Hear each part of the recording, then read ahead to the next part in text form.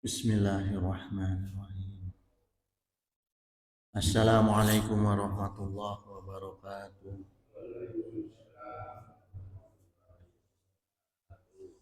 Alhamdulillah al-malikil haqqil mubin allazi habana bil imani wal yaqin. Shalawatullah wa salamuhu alaihi wa ala alihi wa ashabihi wa man saru ala nahbihi ila yaumiddin. Amma ba'du, hadratal muhtaramin, al-fudala al-kiram, wabil khusus Rais Masjid Jami Amanan Suma Hadrotal Karim, Takmir Masjid Jami Amanan, Ayuhal Mukaromun, Sohibal Fudola, Alazi yakhduruna fi hazal Masjid Jami Amanan, Hafidakumullah wa ri'akum. Allahumma arzuqna fahman nabiyina wa hifdal mursalina wal ilhama malaikatil muqarrabina birahmatika ya arhamar rahimin. Ayohal ikhwan, subuh sekarang kita masih melanjutkan kajian Tazkiyatun Nafas. Mohon maaf, minggu lalu saya nggak hadir, ada acara anak di Bandung di kampusnya, harus hadir. Jadi jamaah sekalian, Imam Syafi'i, ya, karena kajian Tazkiyatun Nafas ini ada kaitannya dengan pentingnya ilmu. Maka saya kutip di sini perkataannya Imam Syafi'i, man lam yajub zul ta'alumi sya'atan. Jadi siapa orang yang tidak merasa terhina ketika belajarnya hanya sesaat, tajara'a zulal jahli tulah hayatihi, maka dia akan terhina karena kebodohannya sepanjang hidupnya. Nah, jadi jemaah, punten-punten ya, kalau kita di majelis ilmu ini usahakan betah, jangan merasa pengen cepat-cepat pulang gitu, ya, karena kata Imam Syafi'i seperti itu. Karena gini ya, secara logika juga prinsipnya, semiskin-miskinnya orang yang berilmu, hidupnya itu tentu tidak akan terhina. Ada kiai dulu pernah saya temuin itu di Cianjur, tapi agak ke sana ya, di daerah Gekbrong. Itu ramai kunjungan orang ke sana itu. Saya diajak ke sana, ternyata masya Allah, ya mah. Jadi ya secara ekonomi jauh lah. Rumahnya panggung kecil gitu, ya. Dikatakan miskin, fakir bahkan. Tapi tamunya yang memuliakannya banyak.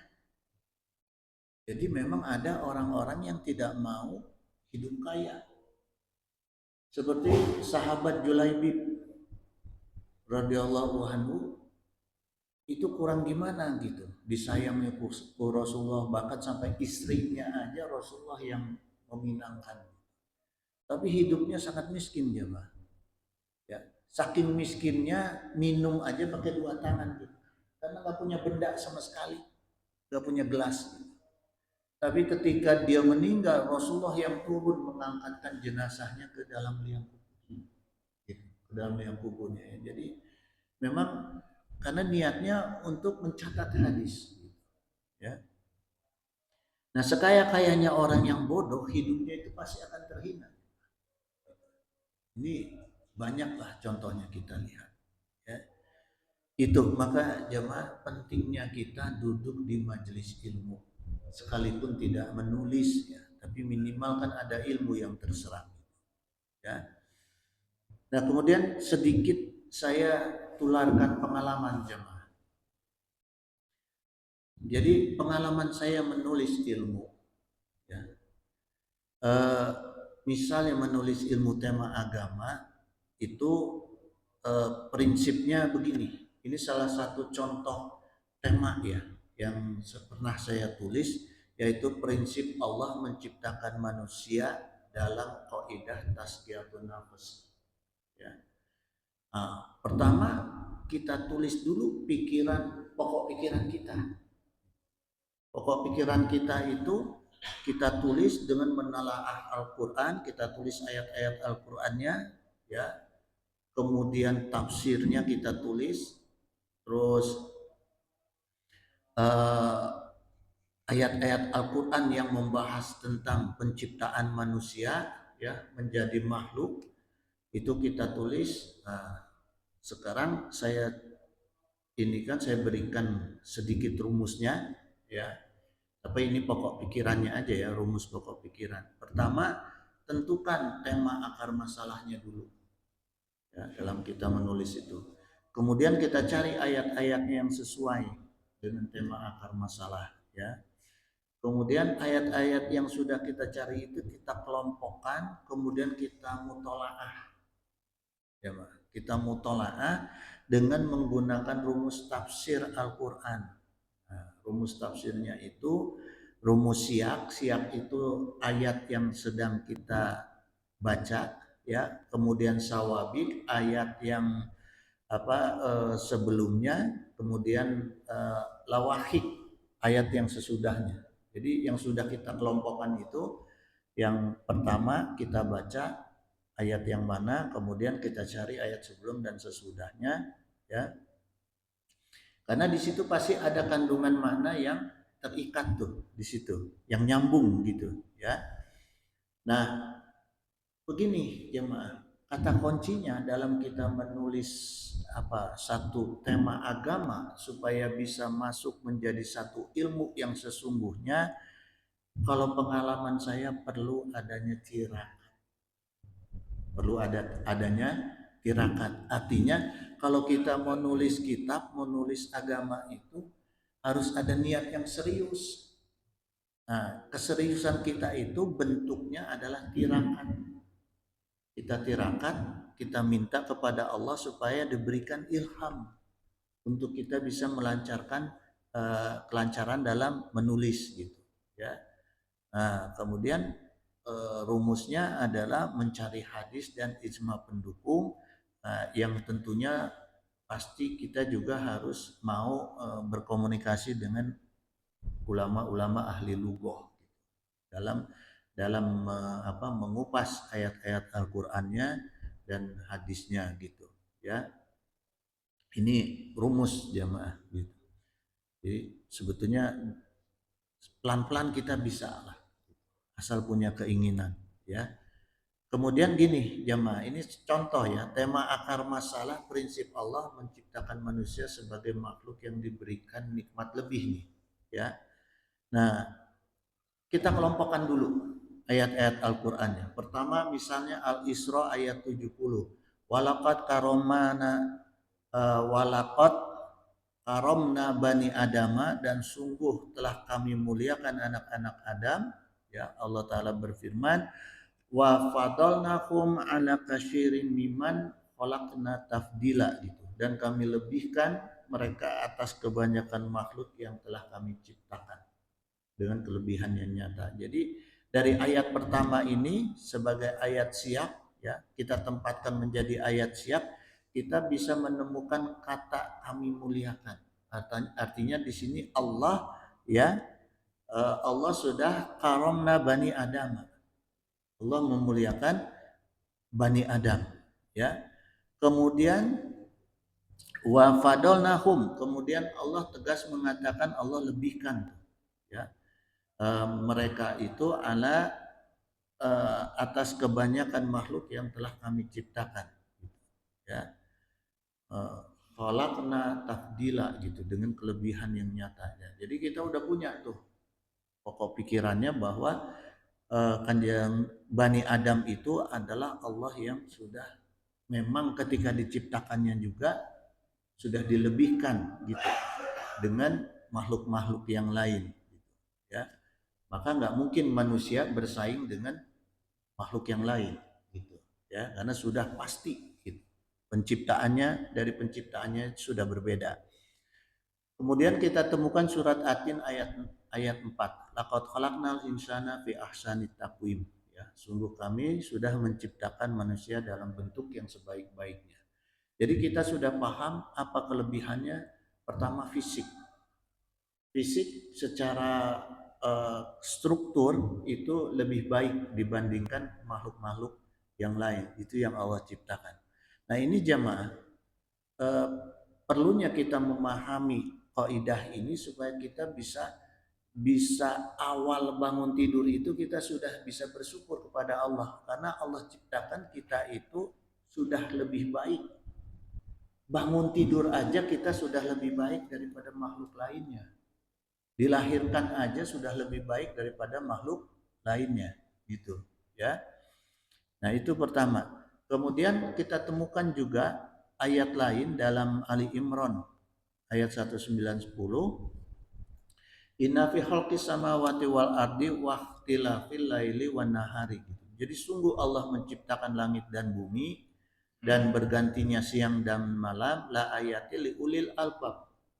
Nah, tanda-tanda bukti Allah, kekuasaan Allah ini li ulil albab, untuk orang-orang yang berakal.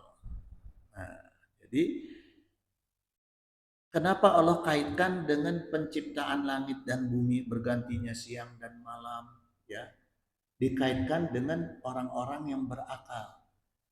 Kita lihat jemaah, di Al-Quran dituliskan bahwa setiap para nabi dan rasul itu pasti dalam kehidupannya ada sempat memperhatikan langit dan bumi. Rasulullah, Nabi Ibrahim, semua ceritanya begitu, memperhatikan bintang, memperhatikan bulan gitu ya. Nah, ini Allah tegaskan. Jadi ternyata itu satu ciri, ya Mas. Satu ciri yang Allah sampaikan, kalau ada orang-orang yang mau memperhatikan keberadaan langit, ciptaan Allah, langit, bumi, pergantian siang dan malam, pasti ini orang punya kelebihan-kelebihan tertentu gitu, terkait dengan masalah-masalah akal gitu ya. Itu jemaah. Jadi dari 3 ayat ini ya, kalau kita kelompokkan kemudian kita telaah, dalam telaahan singkat tadi saya sampaikan ya, akan ketemu dengan metode tafsir syiak sawabik lawahiknya, akan ketemu dan dapat kita simpulkan. Pertama ya, sebagai kesimpulan dasar, sebaik-baiknya manusia sebagai ciptaan Allah karena manusia diberikan akal. Nah, fungsi akal inilah yang akan membuat manusia itu menjadi lebih mulia ya, dan dimuliakan oleh makhluk lainnya gitu ya. Semakin baik penggunaan akal kita, semakin banyak kita isi akal kita dengan keilmuan, khususnya keilmuan agama, maka akan semakin mulialah kita sebagai makhluk yang Allah ciptakan gitu ya. Nah, ini akan menjadi, singkatnya ini akan menjadi kajian lanjutan dalam edisi Tazkiyatun Nafas kita jemaah ya. Nah, kemudian jemaah sekalian, hafizakumullah wa iyyakum, Allah Subhanahu wa taala menempatkan akal dan kolbu itu di dalam jiwa manusia ya. Kemudian dengan diisi dengan ilmu oleh Allah ya. Nah, itu tergantung kita nih gitu. Tapi Allah sudah menyediakan ilmunya. Nah, dengan ilmu-ilmu agama Islam ya. Kenapa konteksnya seperti ini jamaah? Karena memang Islam itu turun dengan ilmu gitu ya. Kita lihat juga kembali ke sejarah. Kalau menelaah sesuatu itu perlu juga kita menelaah sejarahnya gitu. Menelaah misalnya kita mau mencari budaya Indonesia ya harus melihat sejarahnya gitu ya. Jadi sejarah turunnya Islam yang dibawa oleh Rasulullah SAW yaitu dengan turunnya ilmu kepada Rasulullah gitu ya. Bukan perintah dakwah dulu Bukan. Tapi turunnya ilmu dulu, perintah berilmu dulu gitu, ya, memahami semua ilmu dulu. Iqra bismi rabbikal ladzi khalaq. Jadi perintahnya yang kita garis bawahi adalah baca. Gitu. Baca ini adalah bagaimana sistem kita memasukkan ilmu ke dalam akal kita, gitu. Ya, bacanya dengan apa? Bismi rabbikal ladzi khalaq. Jadi terkait dengan apa? Dengan niat. Niat kita mencari ilmu, membaca ilmu itu harus karena Allah. Gitu. Ya, Iqra wa rabbukal akram. Gitu. Bahkan sampai 2 kali Allah tegaskan, bacalah dan Allah yang maha mulia. Allah tegaskan lagi dengan nama Allah yang menciptakan, Allah yang maha mulia. Jadi di sini kedudukan Allah utamakan, gitu. Maknanya terkait dengan kita membaca, memasukkan ilmu ke dalam akal kita, kita harus mengutamakan kedudukan Allah. Gitu. Ya, karena banyak orang yang membaca, belajar cuma karena ingin lulus, cuma karena ingin disayang dosen. Gitu. Justru Allah ajarkan di sini adalah untuk kemuliaan Allah. Kembalikan dulu bahwa akal kita, diri kita, jiwa kita, kalbu kita adalah milik Allah. Dan ilmu juga milik Allah. Dengan kita niat seperti itu, maka semua diri kita itu akan menyaring ilmu-ilmu yang akan kita masukkan ke dalam akal kita dengan sendirinya. Ketika pun kita punya ilmu di luar ilmu agama, akan ada dalam tuntunan Allah. Gitu. Ya, misalnya begini, kalau sudah terbiasa seperti ini jemaah, ya, menulis tema agama dengan panduan-panduan pengalaman seperti ini, maka ketika kita akan mencari ilmu itu akan dituntun sendiri ilmu mana yang lebih kita butuhkan untuk kebutuhan kita, gitu, ya. Karena banyak ilmu yang di luar kebutuhan kita yang kita ambil. Nah ini supaya nggak mubazir otak kita, ya udahlah nggak usah lah ngapalin lagu, kan nggak perlu. Gitu, ya. Gitu, gitu jamaah. Jadi Iqra wa rabbukal akram, ya. Allazi alama biqalam. Kemudian Allah mengajarkan dengan pena.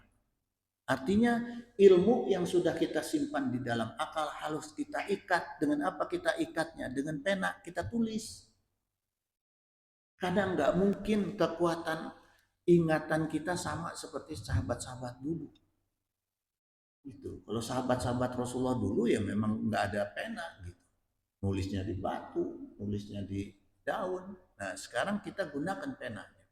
Intinya adalah maknanya kita tulis ilmu yang sudah kita simpan, yang sudah kita pahami, tetap kita tuangkan dalam bentuk tulisan. Gitu. Ya. Kemudian alamal insana ma'lam ya'lam. Kemudian Allah mengajarkan manusia yang tidak diketahui. Nah ini maknanya jadi semua ilmu itu harus yang kita cari dari yang kita tidak ketahui. Atau juga bentuk-bentuk pengembangan ilmu. Gitu. Bisa menjadi pengembangan. Ya, maka jelas jamaah bahwa Allah mengajarkan manusia berilmu itu dengan bacaan dan tulisan. Karena apa? Karena kalau omongan bisa jadi tuntunan, tapi sesuai daya tahan manusia tidak bisa diwariskan. Ketika ilmu hanya dibicarakan saja, hanya diomongkan saja, gitu. Ya. Nah, kemudian dalam Allah berfirman dalam surat Al-Ankabut ayat 45, "Utslu ma uhiya ilaika minal kitabi wa aqimis shalah." Uslu ini bacalah, ya jemaah, apa yang Allah wahyukan kepada kamu dalam kitab Al-Quran dan dirikanlah sholat. Nah ini jemaah ada 2 kata bacalah di dalam bahasa Arab.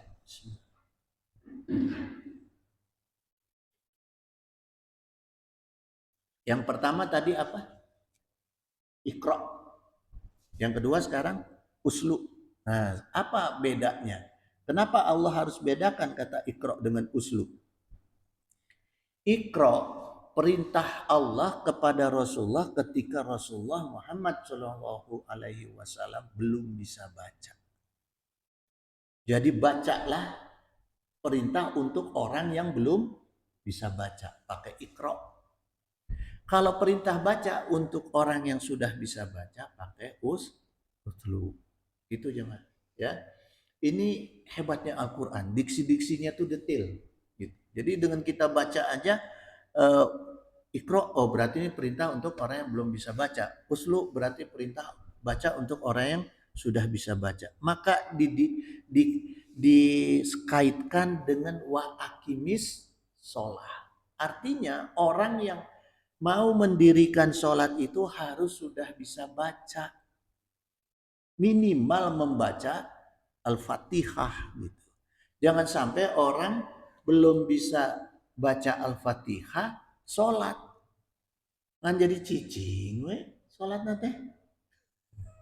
Ngalamun gitu. Ya, gitu. Nah, ini jadi kita paham jemaah ya. Akal kita tuh terasah dengan kita melatih sering memahami ayat-ayat Al-Qur'an gitu. Jemaah ya. Logika kita akan jadi lebih pintar gitu. Itu jemaah. Maka banyak orang-orang kafir yang membaca ayat-ayat Al-Qur'an itu jadi mu'alaf. Jadi mu'alaf. Orang kafir yang membaca Al-Qur'an dia akan jadi mu'alaf. Gitu. Karena diksi-diksinya itu ilmu gitu jemaah ya. Nah ini cuma sayangnya, mohon maaf nih, sayangnya sekarang itu orang yang tertarik untuk memahami, mengupas Al-Quran itu kebanyakan orang-orang yang sudah sepuh. Anak-anak muda itu jarang gitu, karena kebanyakan apa, digiringnya itu ke pesta-pesta. Sampai ibadah aja dijadiin pesta. Solawat, pakai nari-nari, pakai tambur-tambur. Kerjaannya gitu aja, coba aja lihat. Perhatikan. Majelis-majelis kebanyakan gitu. Hadroh aja dibesarin. Ilmunya ditinggalin. Gitu. Ya. Nah, gini jemaah. Jadi kesimpulannya, ketika Rasulullah SAW pertama kali menerima wahyu di Gua Hira, malaikat Jibril itu memperlihatkan tulisan Al-Quran. Jadi bukan dalam mimpi gitu. Kalau kita ketemu makna ayat-ayat ini ya, maka kita bisa simpulkan Rasulullah membaca ayat Al-Qur'an pertama kali itu. Diperlihatkan ya. Karena baca itu mata, bukan pakai telinga. Gitu.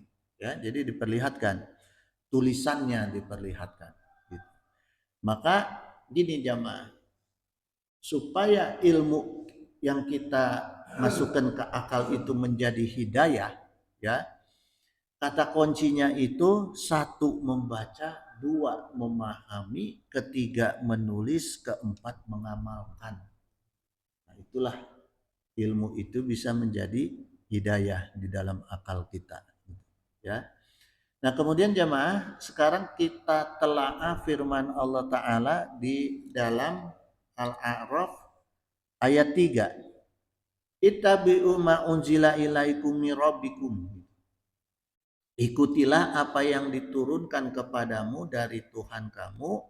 Nah, sekarang apa yang diturunkan oleh Allah? Kitab suci Al-Qur'an. Apa isinya Al-Qur'an? Pertama akidah, tauhid, kedua tuntunan ibadah fikih, yang ketiga tuntunan akhlak, tasawuf, ya, kemudian tuntunan syariah hukum, kemudian ada kisah-kisah sejarah yang menjadi pelajaran ya. Kemudian ada isi janji dan ancaman Allah, kemudian ada ilmu pengetahuan dan ilmu alam. Inilah isi Al-Qur'an, jemaah, ya. Yang menjadi ilmu pokoknya adalah akidah, syariah, akhlak, gitu. Tauhid, fikih, tasawuf. Gitu. Nah, nomor 5, nomor 7 menjadi referensi tambahan untuk ilmu bagi tauhid, fikih, dan tasawuf. Jadi ternyata Al-Quran itu setelah kita bedah isinya tidak hanya mengajarkan kita untuk tauhid kepada Allah, ya, beriman kepada Allah, tapi juga bisa menguasai dunia mengajarkan kita juga untuk menguasai dunia. Karena apa? Ilmunya luas yang ada di dalam Al-Qur'an gitu. Ya. Cuma orang Islam jadi dibodohi ke orang kafir. Banyak ilmu-ilmu setelah perang salib, ilmu-ilmu orang Islam diambil semua ke Eropa, diakui ke orang kafir. Ya. Nah, terkait kandungan akidah jamaah, ini Syekh Ibrahim Ibnu Muhammad Al-Baijuri ya dalam kitabnya Tuhfatul Murid A'la Jauharatit Tauhid ya, beliau berkata gini, wa ilmun yaqtadiru bihi an isbatil aqaidi adiniyati muktasabun gitu. Jadi ilmu tauhid adalah ilmu yang mampu ya isbatil menetapkan ya aqaid atau kaidah adiniyati kaidah agama muktasabun ya yang bersumber ya yang diambil atau bersumber adilati min adilatiha al yaqiniyati gitu, dari dalil-dalil yang bersifat meyakinkan ya. Jadi dari dalil-dalil meyakinkan tuh ya diantaranya Quran, Sunnah, Ijma atau Qiyas gitu ya. Selama sanatnya tidak bertentangan dan nyambung dengan Quran dan hadis gitu. Nah, itu kaidah ilmu tauhid ya. Nah, jadi dari apa tadi? Dari Al-Quran tadi yang isi akidah melahirkan ilmu tauhid dirumuskanlah ulama ya bahwa tauhid itu isinya adalah atau ilmu tauhid itu isinya adalah akidah keagamaan ya yang sumbernya diambil dari dalil-dalil yang meyakinkan yaitu Quran, hadis, ijma dan qiyas gitu ya. Itu karena gini jemaah, sayap ilmu itu ada matan, ada sanad. Kalau matan itu isi, kalau sanad itu ketersambungan. Ketersambungan yang sampai kepada Allah, sampai kepada Rasulullah. Ya. Kemudian terkait dengan kandungan syariat, ini yang saya bedah sekarang ini masalah masalah akidah syariah akhlak dulu ya, fondasi Islamnya dulu. Jadi terkait dengan kandungan syariat, Syekh Zainuddin bin Abdul Aziz Al-Malibari ya menegaskan asyariatu khiyal ma'muratul lati amarallahu subhanahu wa ta'ala biha gitu. Jadi syariat adalah perintah-perintah Allah ya yang Allah perintahkan, yang Allah memerintahkan gitu. Jadi isinya kitab-kitab syariat adalah kitab-kitab yang isinya itu perintah Allah gitu. Itu syariat ya. Wal manhiyatul lati nallahu anha gitu, dan larangan-larangan Allah yang Allah melarangnya ya gitu. Ini salah satu contohnya yaitu Al-Maribari Kifayatul Atqiya wa Minhajul Atfiya gitu. Atau misalnya Safinah ya, kitab kecilnya Safinah, yang ini kitab syariat. Kemudian ada kitab tasawuf jemaah. Ini saya bicara pondasi dulu ya. Kitab tasawuf itu di dalam ilmu tasawuf ada 5 pilar penting. Ya. Syekh Yusuf Khotar Muhammad dalam kitabnya Mausu'ah Al-Yusufiyah fi Bayani Adilati Sufiyah ya. Pertama, pilar penting dalam ilmu tasawuf itu sofa'ul qalbi wa muhasabatuha. Apa itu? Pertama, pilar tasawuf sofa'ul qalbi, kebeningan hati, kejernihan hati. Itu pertama. Ya. Wa musabatuha gitu. Muhasabatuha dan introspeksi. Maknanya apa jemaah? Satu pilar ilmu tasawuf itu mengajarkan kita untuk selalu menjaga kejernihan hati. Caranya seringlah introspeksi, melihat, mentafakuri diri sendiri, gitu, ya. Nah, sehingga kita tahu bahwa kita itu belumlah sempurna, jauh dari kesempurnaan. Ketika kita mau menjaga kebeningan, kejernihan hati, ya. Teknisnya tadi introspeksi. Kemudian qasdu wajillah, wajhillah. Tujuannya yaitu hanya semata-mata karena Allah. Jadi semua tujuan yang ada di dalam pikiran kita, akal kita, kalbu kita, semua semata-mata hanya kepada Allah. Nah, ini pilar tasawuf nomor 2, ya. Allah Ta'ala berfirman, illa batiga'a wajhi rabbihil a'la. Illa, tetapi, ya, karena semata-mata hanya mencari keridhaan Allah. Jadi apa yang kita pikirkan, apa yang kita akan laksanakan, tujuannya hanya mencari keridhaan Allah. Yang ketiga adalah at-tamassuk bil faqri wal iftiqar, ya. Pilar zuhud yang ketiga adalah hidup tasawuf, ya. Pilar tasawuf yang ketiga adalah hidup zuhud, ya. Dan selalu merasa butuh kepada Allah. Dahulukan rasa kebutuhan kita itu hanya kepada Allah, gitu, ya. Kemudian Allah berfirman, rijalun la tulhihim tijaratun. Orang-orang yang tidak dilalaikan dalam perdagangannya, wala bai'un an zikrillahi, dan tidak ada jual beli pada mengingat Allah. Jadi maknanya gini jemaah. Orang-orang yang ahli tasawuf itu orang-orang yang tidak pernah dilalaikan karena dagang. Contoh sederhananya, begitu lagi dagang asik, lagi banyak pembeli, datang azan, tah kumaha, mau ngusir pembeli atau mau terus keladangan pembeli, mana pembeli loba, pembeli banyak. Nah, itu ya, itu ujian jemaah. Sekarang aja di Mekah, di Madinah, ketika azan masih nggak ditutup. Kalau dulu kan sebelum azan tuh ditutup, ya. Sekarang itu saya lewat, saya sengaja nunggu azan lagi kumandang, saya keluar tuh dari hotel jalan. Masih nggak ditutup sekarang. Ada aja gitu yang nggak ditutup. Berarti tasawufnya sudah hilang. Kadang-kadang sambil nggak ditutup, gelar sajadah di depan tokonya. Sholat ngimam ke masjid, ya nggak mungkin. Berarti tasawufnya hilang, fikihnya hilang. Ya, tauhidnya juga hilang. Kenapa tauhidnya hilang? Karena Allahnya juga sambil mikirin takut dagangannya hilang. Jadi ibadahnya hilang. Gitu. Ya.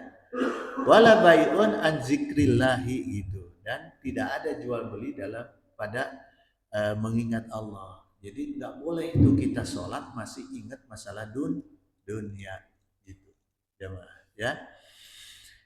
Pilar yang keempat dalam kaidah tasawuf tauhid, tautinul qalbi, ya, ala rahmah wal mahabbah, memantapkan hati, ya,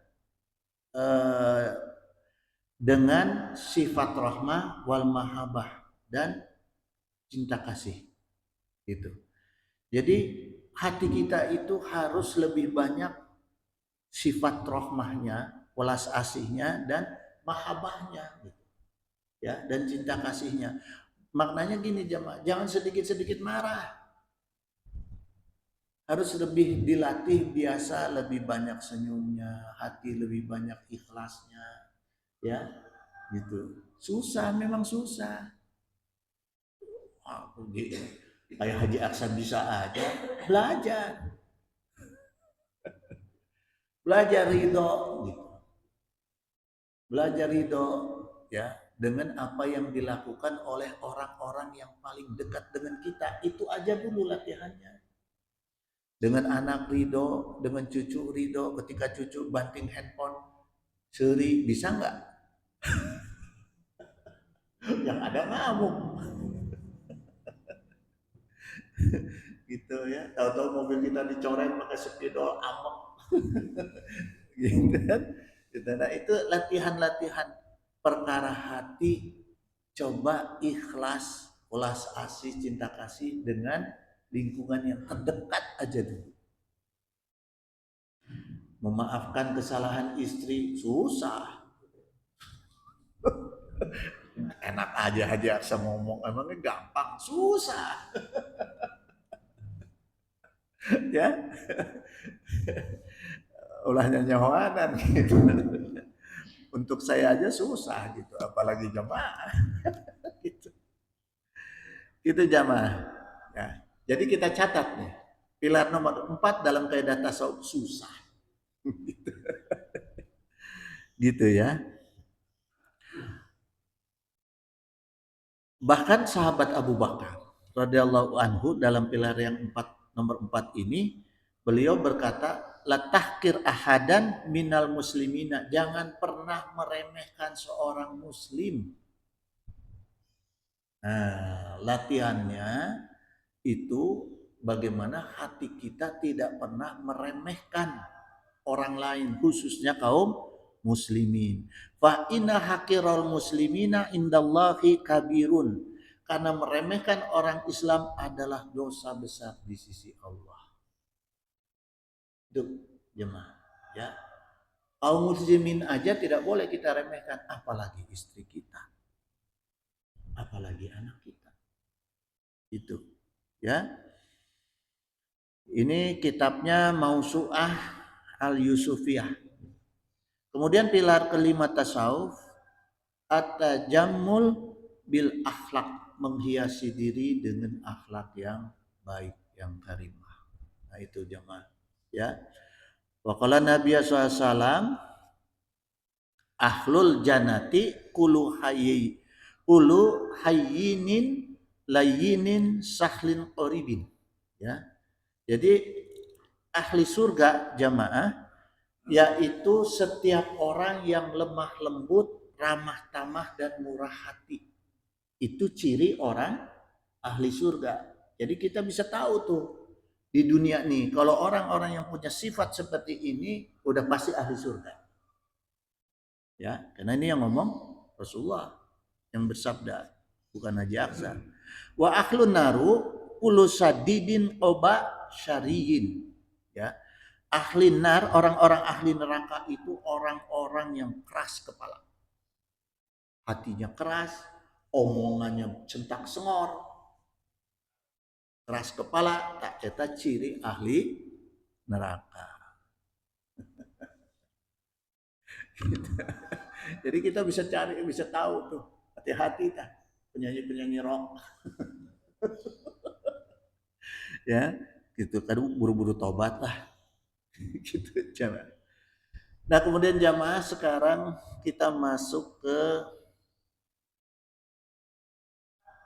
ketika gini jamaah ya, ketika ilmu tauhid, ilmu fikih dan ilmu tasawuf itu kita sudah mulai tempatkan di dalam akal dan kalbu kita, semakin banyak kaidah tauhid, kaidah fikih dan tasawufnya itu semakin banyak, maka akan tumbuhlah ilham. Ilham di dalam akal dan kalbu gitu ya.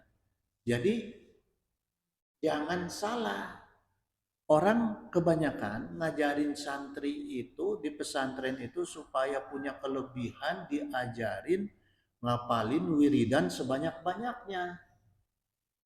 Tapi ilmunya yang terkait dengan tauhid fikih tasawufnya kurang.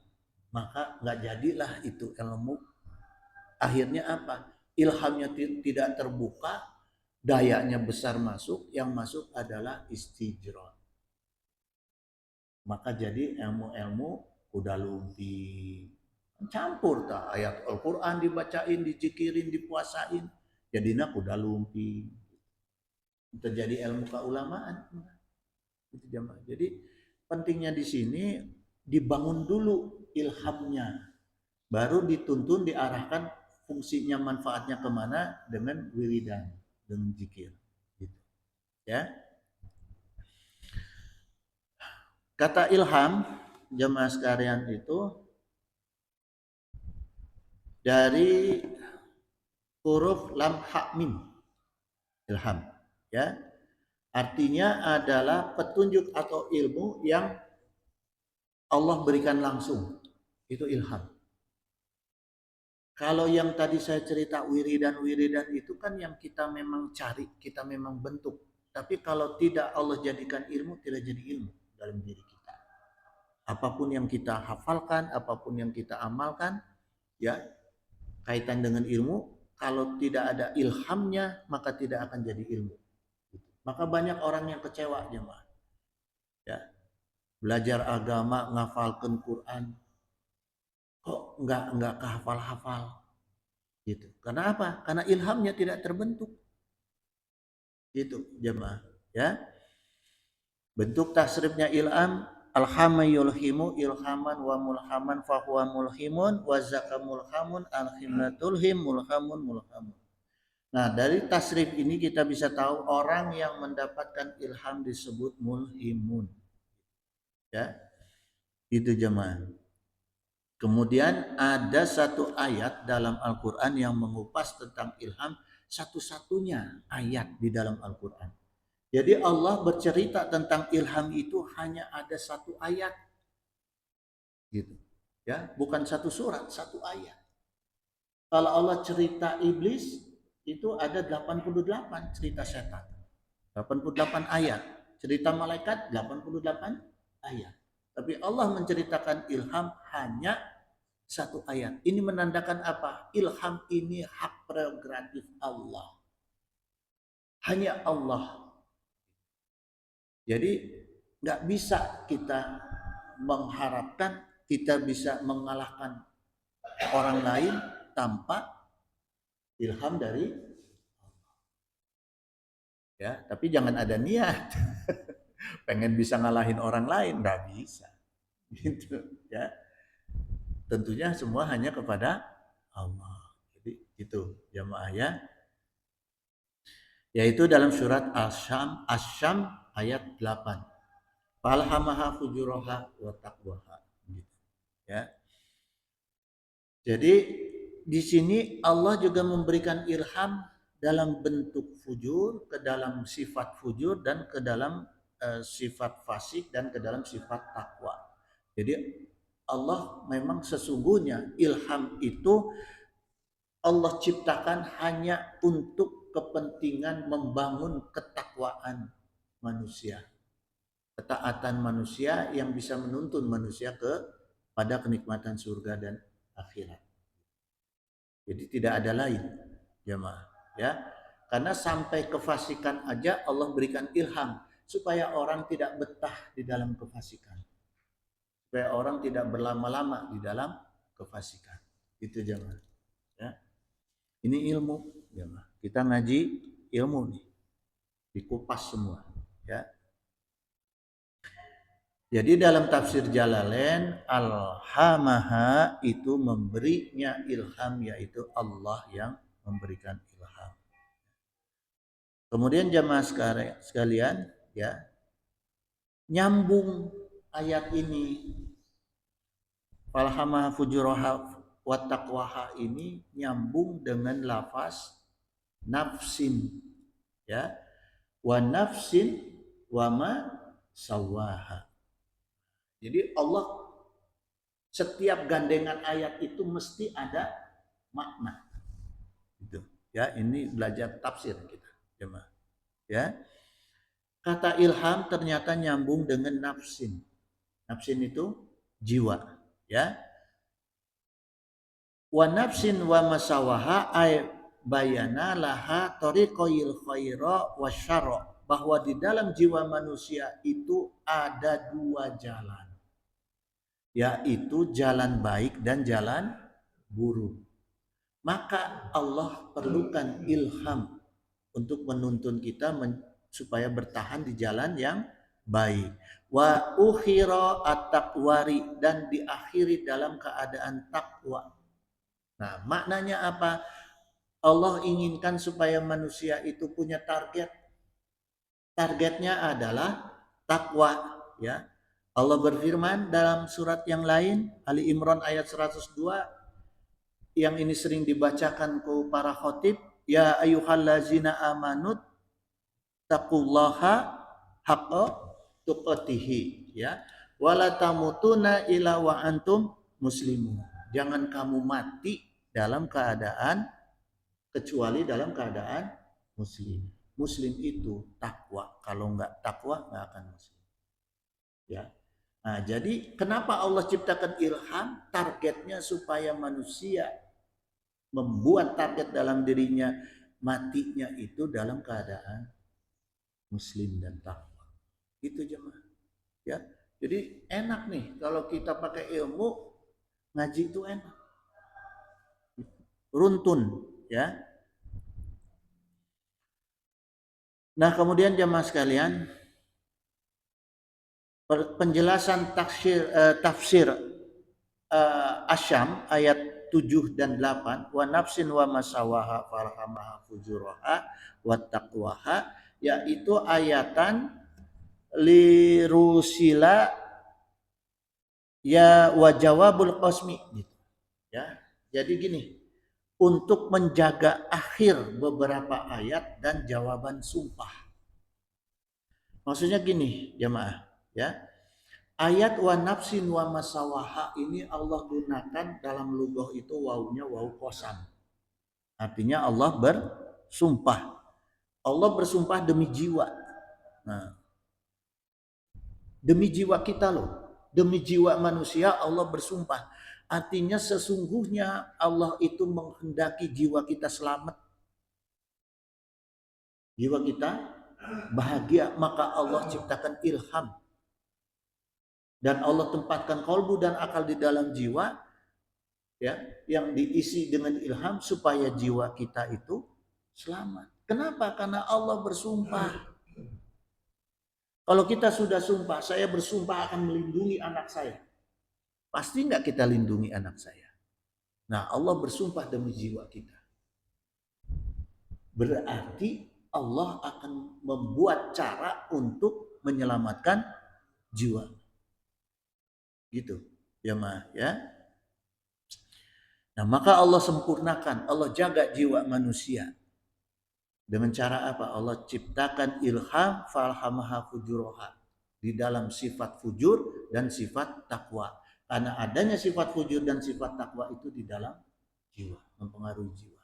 Maka Allah ciptakan ilham untuk menjawab sumpah Allah. Itu jamaah. Ya. Ini sementara pagi ini sampai jam segini dulu jemaah, saya ada undangan jam 7. Ya. Tapi paham semua ya.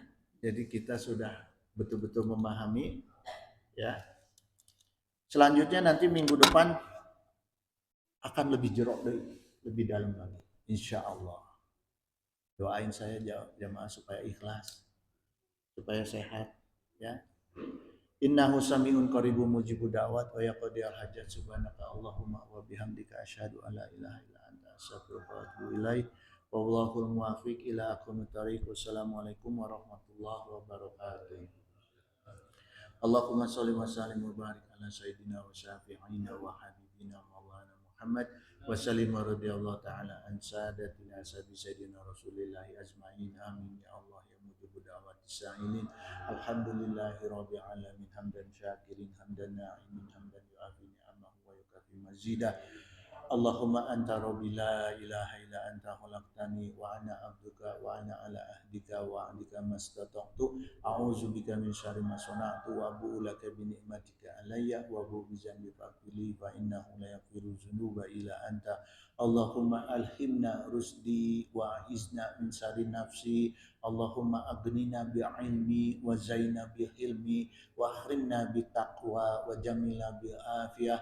Allahumma hdina bihudaka waj'alna mimman yusyari'u fi ridhaka ولا توالنا وليا سواك ولا تسألنا بمن خلق أمرك وعصاك وحسبنا الله ونعم الوكيل نعم المولى ونعم النصير ولا حول ولا قوة إلا بالله العلي العظيم اللهم سلمنا ووالدنا وأولادنا وإخواننا وأحبابنا وزوجاتنا من جميع مخاوف الدنيا وآخرة وأهوالهم استجيب يا الله يا مجيب دعوات السائلين اللهم لا سهل إلا ما جعلته سهلا اللهم تهوي في تيسير كل عسير فإنك تيسير كل عسير عليك يسير وأسألك يسر والمعافاة في الدنيا وآخرة اللهم إنا نسألك رزقا طيبا كثيرا واسعا بغير حساب اللهم لا تسلب مني نعمة أن تعطى علي اللهم رد بقضائك وبارك لي فيما قدر الله هبة ما جهلت ولا تزل اللهم إنا نسألك سلامة في الدين وعافية في الجسد وزيادة في علمي وبركة في رزقي وتوبة قبل الموت ورحمة عند الموت ومغفرة بعد الموت اللهم هون علينا في شقرة الموت ونجاة من النار وعند الحساب ربنا هب لنا من أزواجنا وذرياتنا قرة أعين واجعلنا للمتقين إماما ربنا لا تزغ قلوبنا بعد إذ هديتنا وهب لنا من لدنك رحمة إنك أنت الوهاب ربنا آتنا في الدنيا حسنة وفي الآخرة حسنة وقنا عذاب النار وصلى الله على سيدنا محمد وعلى آله وصحبه وبارك وسلم سبحان ربك رب العزة عما يصفون وسلام على المرسلين والحمد لله رب العالمين.